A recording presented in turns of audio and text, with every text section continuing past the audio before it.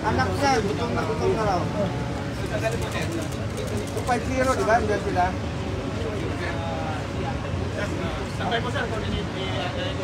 Kanina pa, gutom na gutom. Tawag ng tawag.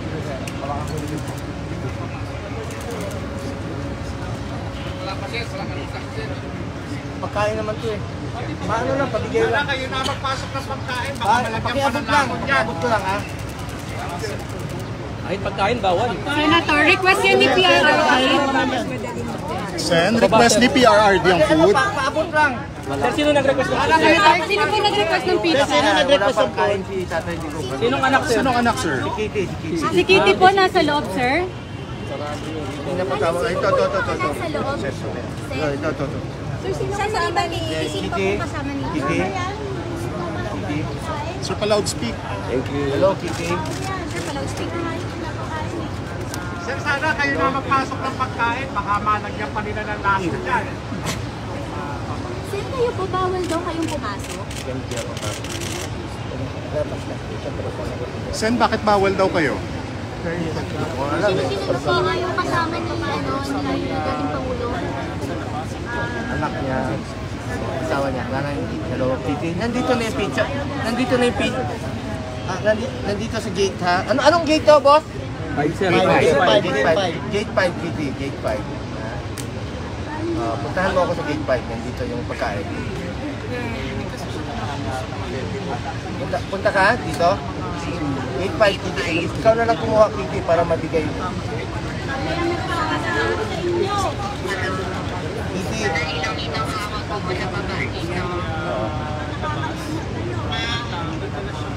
Hello, Kitty.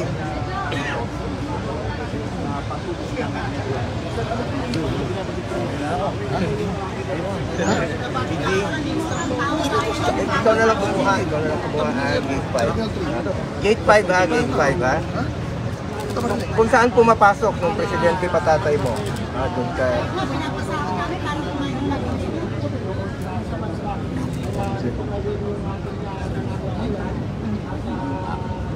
Antayin kita. Sen, pwede patanong kung kamusta si PRRD?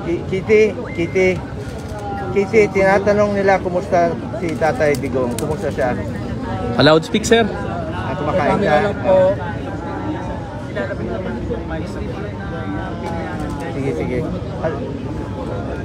Sige. Puntahan mo ako gate 5 ha? Gate 5. Antayin kita.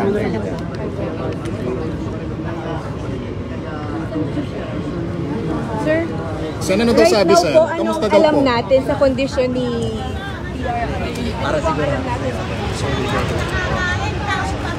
Okay naman daw po. Kaya lang, hindi pa siya nasi-check up ng doktor na yung ambulansya.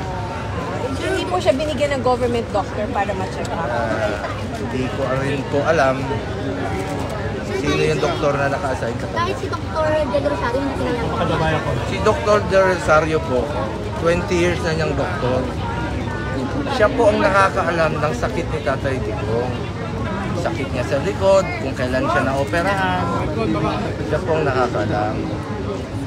At constitutional right po ng bawat Pilipino na mag-avail ng medical check-up.